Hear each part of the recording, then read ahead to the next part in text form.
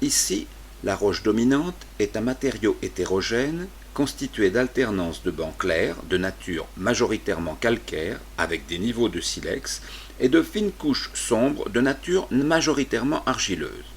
Ce sont des roches sédimentaires déposées en couches successives ou strates.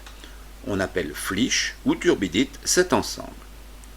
Les sédiments constituant le flysch se sont formés sous la mer, sur le plateau continental. Les boues calcaires et argileuses déposées sur cette plateforme sont remobilisées et emportées par des courants, ou par gravité, formant ainsi des avalanches sous-marines. On a modélisé de telles avalanches en laboratoire.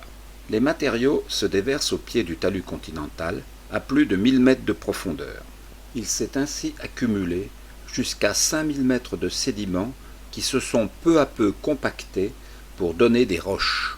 Ces dépôts d'avalanches sous-marines se déposent très rapidement. La base se dépose en quelques heures, quelques jours.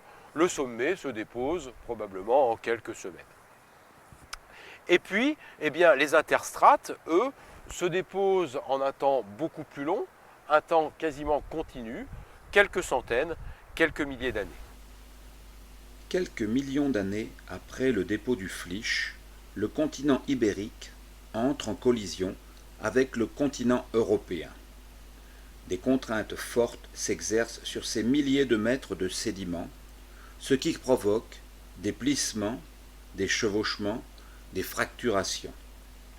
L'érosion, depuis 20 millions d'années, a amené à l'air libre les roches que l'on observe aujourd'hui.